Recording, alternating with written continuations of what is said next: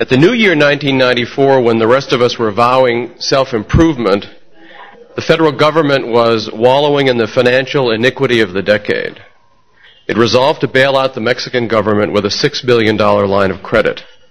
Weeks later, the figure began to grow. It was $10 billion, then $20, then including international lending agencies, $40 billion.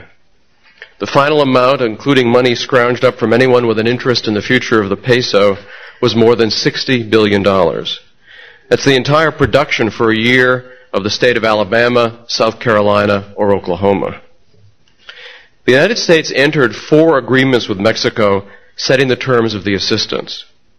The congressional leadership in both parties gave up their constitutional obligation to manage the U.S. accounts and gave the Clinton administration its blessing to go ahead with a full bailout of a bankrupt government, not the U.S., of course. First installment of $10 billion began to flow immediately. The second 10 was released on July 1st of this year. American taxpayers were never consulted, and because both parties were conspirators in the deal, voters will not have a chance to retaliate at the polls. Yet not one dime of credit to Mexico was deserved. Its currency is nearly worthless. The government defaulted on its debt as recently as 12 years ago. The establishment is steeped in corruption and drugs, and the Zedillo administration has been completely discredited. Then let's not forget assassinations and revolutionary uprisings that preceded his takeover. Mexico ranks among the most regulated economies of the world, with high taxes, uncertain property rights, anti-competitive antitrust policies, a fixed labor market, and loose money. Sounds like the U.S., I know. When the peso was devalued and then tailspinned, the Mexican government's first response was to impose wage and price controls, then to shut down dozens of businesses caught ignoring them and jail businessmen. Under these circumstances, would you extend an unsecured loan to the Mexican government? Well, you didn't have a choice. The Federal Reserve and the Clinton Treasury decided to do it by executive fiat. Under regulatory statute, they don't have to ask Congress's permission. They only have to periodically report on how much money they've lost. It's not the personal bank accounts of Treasury Secretary Robert Rubin or Fed head Alan Greenspan which were put at risk. When the U.S. government extends credit, the American savers and taxpayers are the real guarantors. And like all federal debt, it eventually means a lower dollar, higher taxes, or higher inflation, or all three. One way or another, at some point in the future, we will pay. In the November elections, the public voted against this kind of redistribution, domestic and international. But the Republicans let it happen and, as we'll see, actually promoted the bailout. Bailout of Mexico ranks among the most appalling examples of the enormous gap that exists in this country between the rulers and the ruled. Everywhere you go among the grassroots, there is talk about this financial mess and outrage at how it happened. But in the halls of Congress and the Clinton administration, there's only silence. And anyone who tries to raise the issue in Congress gets a rag shoved down his throat. Let's return to the salad days of Mexican prosperity and retrace the political and economic steps that led to this debacle. January 1993, the Salinas regime faced 2 critical challenges. First was the NAFTA treaty, which meant billions for the elites in Mexico. Indeed, the future of the ruling party rested on its passage, or so they thought. In the U.S., NAFTA was once considered to be a legislative shoo-in, but it was beginning to come under fire by the non-establishment branch of American political activism. The second problem facing the Salinas regime was the Mexican presidential election, a year away. Meanwhile, the economy was not doing as well as the government had promised, and the ruling party faced a serious challenge at the polls, possibly a challenge so great that the outcome couldn't be plausibly rigged. To address these 2 difficulties, the solution was the same as in most modern governments with a paper currency: inflate the money supply. All throughout 1993 and 1994, the government of Mexico pursued a very easy monetary policy and began issuing short-term, dollar-denominated Mexican government bonds referred to as tesobonos. This created an artificial boom that carried the economy until the election, a political business cycle, Mexican version. Few knew it at the time, but this inflation was the beginning of the end. The administration expected that Mexico would have to engage, that is the Clinton administration, expected that Mexico would have to engage in some inflationary activity, an action which might drive down the peso. To address that concern after the NAFTA treaty had been negotiated, and just as these bonds came to be issued, a new exchange rate currency fund of $6 billion was created by the U.S. government as part of NAFTA. In this agreement, the three NAFTA countries agreed to prop up member currencies with their own reserves within certain limits. In practical terms, the new agreement meant the U.S., as a part of NAFTA, agreed to back the dollar-backed Mexican bonds that were being issued to get the treaty passed so that the ruling regime could be plausibly reelected. In short, the U.S. government had agreed to bankroll the Mexican establishment long before the official bailout began. NAFTA passed mid-year and in January 1994 it took effect, along with the promise of an automatic bailout of the peso. That very month, and not coincidentally, the peasant uprising in Chiapas flared up again and was reported for the first time in the United States. The Potemkin village created by easy money had started to be invaded by reality. Reality hit home especially hard for the head of Mexico's biggest bank and brokerage house. In the first of many politically motivated private sector crimes, he was kidnapped. That didn't stop the presidential campaign from gearing up, with the PRI, a ruling party candidate, Luis Donaldo Colosio, leading the pack. Then a slight complication occurred. He was shot dead by assassins connected to another faction of the ruling regime. Some people in Mexico consider, by the way, a more U.S.-connected faction of the ruling regime. It was only a matter of hours before Ernesto Zedillo, the other faction's candidate, appeared to take his place. On this day, March 24, 1994, NAFTA's currency agreement came into play. Secretary of the Treasury Lloyd Bentsen worked with Alan Greenspan to extend the swap agreement and make it available in the event of an emergency. The promise of an immediate $6 billion pumped up the expectations that the Mexican economy would remain in good shape. At a press conference that day, Clinton predicted no inflation in Mexico and said, quote, "We continue to have every confidence that Mexico is on the right economic path." Zedillo then officially declared his candidacy. Of course, it turned out that the troubles had only begun. The Bank of Mexico began to intervene wildly to prop up a falling peso, selling dollar reserves. Fed did what it could, but in short order, Mexico began to lose as much as $1 billion a day. The U.S. Undersecretary for Economic Affairs, Lawrence Summers, announced on national television that, quote, "Mexico is fundamentally sound and has a fundamentally sound currency. We are very encouraged by the situation in Mexico." Oh yes, the day before, the vice chairman of Mexico's largest retailer was kidnapped. And the very next day, the police chief investigating the murder of Colosio was himself murdered. Clinton's response, he told a group honoring a Mexican holiday that, quote, "I have a profound confidence in the strength of Mexico's political institutions and its leadership and in the bright prospects of the Mexican economy." Get the feeling these guys don't always tell the truth? Even this early in the political crisis, the entire political establishment in this country began to panic. Banks were terrified about their investments, corporations were nervous about a peso devaluation, and political leaders were quaking in their loafers about the prospects of a NAFTA blow-up. They didn't know at this time that their worst fears, and then some, were about to come true. As an example, in late May, the U.S. Embassy in Mexico wired the Treasury Department in Washington. It's a remarkable cable that tells us about the way that governments gather economic information. Here, as always, they can only play catch-up. The cable reads as follows: "We made a swing through western Mexico and found that while bank and street peso dollar rates were comparable to those in Mexico City, using greenbacks to make purchases in the local economy could gain significant discounts. For the first time so far from the border, most street merchants began by pricing their goods in dollars. Several merchants said they were willing to pay a premium for dollars because the Salinas administration, like its two predecessors, would finish its term with a snap devaluation," unquote. Even with this information, there was no open discussion of a devaluation. 3 months later, the IMF was still officially ruling out any chance of such a thing. The U.S. government claimed to have been taken by surprise 7 months later, and still do. So much for the experts. When the government wanted really good information, it talked to street merchants in interior Mexico, who seemed to know much more than the politicians in either Mexico City or Washington, D.C. This cable, repeating the words of the underground entrepreneurs, was the first to use the dread word devaluation. There was one MIT economist who seemed to know much more than anyone in Congress or the administration, Rudy Dornbush, a Mexican expert who had been calling for a 20% devaluation for an entire year. Dornbush was then most famous for his influential ex-students, Mexican President Roberto Salinas and Mexican Finance Minister Pedro Aspe. Dorn Bush's words of advice were eventually taken to heart, but not until after Zedillo stole the election. In the days before and after the election, a series of emails and faxes flew wildly among the U.S. Embassy in Mexico, Federal Reserve Bank of New York, and the Federal Reserve offices in Washington. The messages spoke openly about the possibility of a radical devaluation and even a complete default. As a sample, Charles Sigmund, the Fed's Director of International Finance, sent a 22-page memo to Alan Greenspan and Alan Blinder called, "Is there something wrong with having the two top guys in the Fed with the same first names?"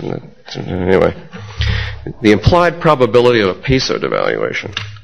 In this memo dated August 17th, Sigmund told Blinder and Greenspan about the high likelihood that Mexico would not only openly devalue its currency, but then suspend all convertibility. Now recall that the Clinton administration claimed to be taken by surprise when the devaluation actually occurred 4 months later.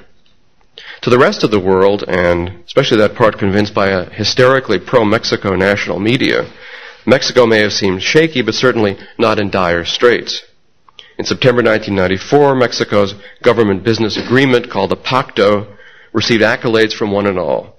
It said that the government would maintain the present rate of exchange and raise the minimum wage. Say this was not a smart idea. As the peso continued to fall, the U.S. Treasury Department's internal memoranda were getting increasingly frantic. In one declassified document dated September 26, 1994, Assistant Secretary Lawrence Summers described to Lloyd Benson the current situation, predicted a devaluation, and recommended a course of action, providing a box for Benson to check yes. It's all been declassified with the exception of the specific course of action. That's been blocked out, as have been many of the crucial documents of the bailout. I'll show you a typical one. So they're blocking out all the hot stuff. This is typical, of course, the way the government uses classification. It's to prevent things from the American people from learning things the government is doing. It has nothing to do with the Russians or Red Chinese or whatever. It has to do with keeping the government's crimes and mistakes secret from the American people. Whatever the plan of action that Summers was urging, Benson agreed, and 2 days later, a high-level Mexican ruling party official, Jose Francisco Ruiz Maciao, was also murdered. What followed was a series of October 1994 meetings between Greenspan, Summers, Benson, Pedro Aspe, and Zedillo's top economist, Luis Tellez. It was in this month that they talked openly of drawing on U.S. reserves, not just for exchange stabilization, but for a bailout of the entire financial and public sector of Mexico.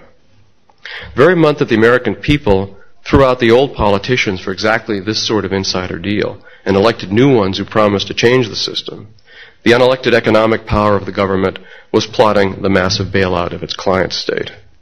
Peso continued to decline from both internal and external selling, and Jeffrey Schaefer, head of Treasury's International Division, warned that the Ruiz assassination and the Chiapas rebellion could lead to more instability. Meanwhile, J.P. Morgan and Company issued a report saying that Mexico faced a choice between maintaining its exchange rates or reviving the Mexican economy. Lawrence Summers, meanwhile, was issuing internal predictions that the peso would collapse soon, all the while writing speeches for his boss, praising the glories of Mexico's economy and the new Zedillo administration and its commitment to free markets, low inflation, and a balanced budget. On December 19, 1995, a hysterical message came from within the Treasury addressed to Lawrence Summers and Jeffrey Schaefer. The memo is most interesting, although the author's name has been kept secret. It reports that the peso is in serious trouble in the news of the Chiapan rebels. It raises the possibility that the new government will devalue the peso, quote, without consulting us. Why should the Treasury worry? Well, as the memo says, quote, I fear that a devaluation will have a negative impact on congressional support for our trade policy initiatives, particularly if done unilaterally, unquote. The next day, to the shock of everyone but the tiny network of faxers among central bankers and lifetime bureaucrats, the peso was devalued by 20%. Benson released the following statement. Mexico's exchange rate action today will support the healthy development of the Mexican economy. With a balanced budget, continuing economic reform, and a prudent monetary policy, Mexico's fundamentals remain sound. The NAFTA swap line was immediately looted. $6 billion poured down the rat hole. Investors paid, of course, no attention to the statements that continued to spill out of the administration. The Mexican economy is sound. The Mexican economy is sound. Smart people were no longer listening, and they continued to sell pesos by the truckload. Selling even caused the central planners in Washington to announce that the peso collapse had, quote, gone beyond what can be justified by Mexican economic fundamentals, unquote. A bailout was in the cards even while Clinton was claiming that they were simply experiencing a short-term liquidity crisis. Despite a series of calming statements, the bailout began on January 25th of this year with the single largest loan or grant the IMF has ever given, $7.58 billion in one shot. Administration swung into gear with its rescue plan. After several weeks of upping the ante, the administration, under the influence of Greenspan, Rubin, Summers, and others, settled on a plan for a $40 billion loan guarantee. Greenspan started combing the halls of Congress to lobby for the bailout. You see, U.S. banks had $21 billion in loans to Mexican business and public institutions. These banks refused to accept such losses as the cost of doing business. Neither did the investment banking firm of Goldman Sachs, whose former and probably future chairman was Treasury Secretary Rubin. Greenspan, head of the U.S. bank cartel, even got on the phone to Rush Limbaugh and urged him to support the proposed bailout. In fact, Limbaugh didn't need much persuasion. By the way, I don't remember anyone complaining about a central bank compromising its alleged independence by being directly involved in political lobbying and media lobbying. Limbaugh's listeners, however, weren't buying it, and neither were the rest of the American people. A huge public outroar against the bailout shook Washington. The entire freshman class swore they would defeat the bailout. Polls showed more than an 80% disapproval rate. Both Gingrich and Dole went on record immediately as supporting the bailout, as did Richard Armey, so did the Wall Street Journal. This was the entire Republican leadership at work, claiming to cut government and meanwhile willing to spend $40 billion on bailing out a foreign government. In a matter of days, however, it became clear to Gingrich and Dole that such a bailout would never clear Congress. Even if it did, getting a recorded vote on sending taxpayers' money to Mexico would have set off a firestorm of popular protest. On January 26th, the congressional leadership and the White House met to make a deal. The Washington Post reports that it was Gingrich who first proposed the trick that everyone eventually agreed on. Paul Gigot, who himself supported the bailout, wrote that, quote, Mr. Gingrich became the most vocal supporter of the rescue at the last Thursday's meeting, unquote. Whether someone had previously whispered in Gingrich's ear, we don't know. But Gingrich suggested that the administration entirely bypass Congress and announce a bailout on its executive authority. The money would come from an account in the Department of Treasury called the Exchange Stabilization Fund.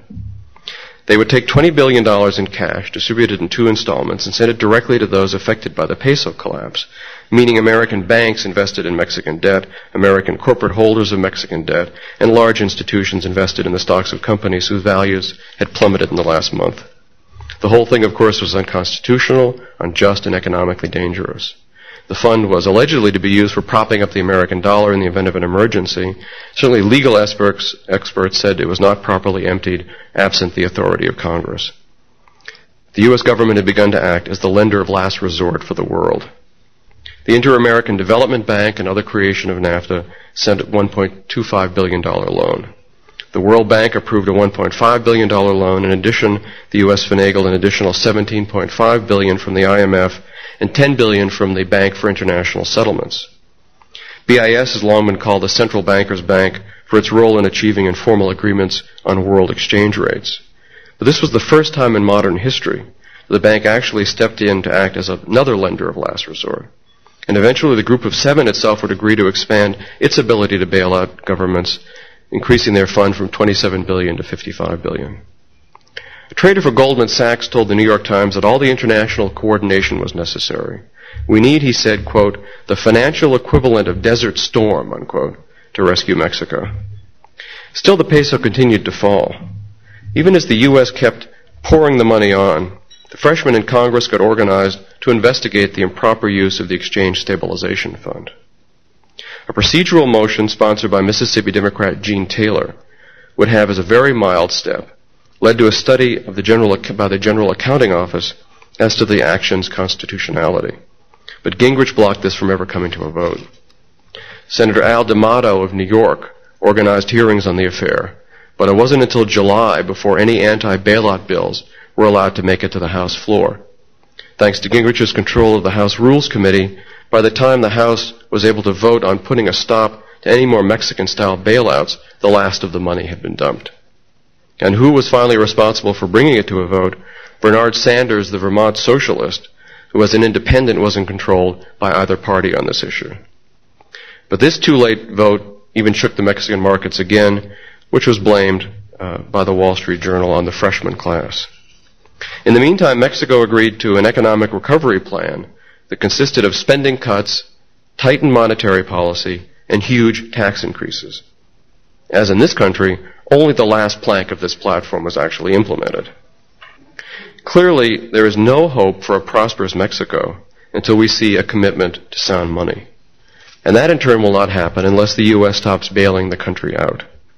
There was never much economic downside, in fact, to letting the Mexican economy sink into the mire without the bailout. Its total economy is no bigger than that of Los Angeles. From the point of view of American economic health, it's not a serious thing if it tanks. And indeed, they would have been forced to lower tariffs to incoming goods and to export even more, and American consumers would have made out like bandits. Plus, average Mexicans would have been better off with a broke and debilitated government. Most importantly, the Mexican government would have had to pay the price for its extravagance, which would have sent a message to every government in the world that if it inflates and runs up debt, it cannot count on the U.S. to bail it out. What about the mutual funds and the banks that were heavily invested in Mexico? Well, under capitalism, you can't divorce, or at least shouldn't divorce, the opportunity for profit from the risk of failure. They go hand in hand. And by accepting only profits in the short term, we're guaranteeing losses, much larger losses in the long term. In the NAFTA debates, we heard a lot about protectionism versus free trade. In fact, this had precious little to do with the substance of the agreement. We got new bureaucracies to impose government regulations and controls on the Mexican economy. We got a, quote, border cleanup fund of subsidies to big business. And we got the first steps of a currency union in the North American Financial Group. Most importantly, as Murray Rothbard wrote in June 1994, quote, one of the unheralded aspects of NAFTA was a joint government action in propping up each other's exchange rates. In practice, this means artificial overvaluation of the Mexican peso, which is one more step towards arrangements that will distort exchange rates, create monetary crises and shortages, and waste taxpayers' money and economic resources, unquote. Will the Republicans do anything about it even now? No, the party's elites made NAFTA possible, a fact which will not be easily forgotten by the millions of people who begged them to do otherwise. Again, the public proves to have had better instincts than Washington's managerial class, which has been outwitted once again. NAFTA was sold as free trade, but that could have been accomplished by simply reducing tariffs. Free trade had nothing to do with NAFTA's real aims. And indeed, whatever benefits could have come from tariff reductions have been wiped out by the peso collapse, which acts like a tax on traders. But now NAFTA's grand plans lie in tatters, and the U.S. should take the opportunity to withdraw from it. Most Europeans are coming to realize the impossibility of creating a political and monetary union run from the center.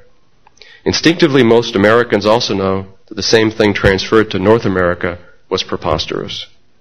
Sad history of the Mexican bailout teaches us the lesson of how much damage a central bank can cause. None of this would have been possible without the Federal Reserve and its fiat money.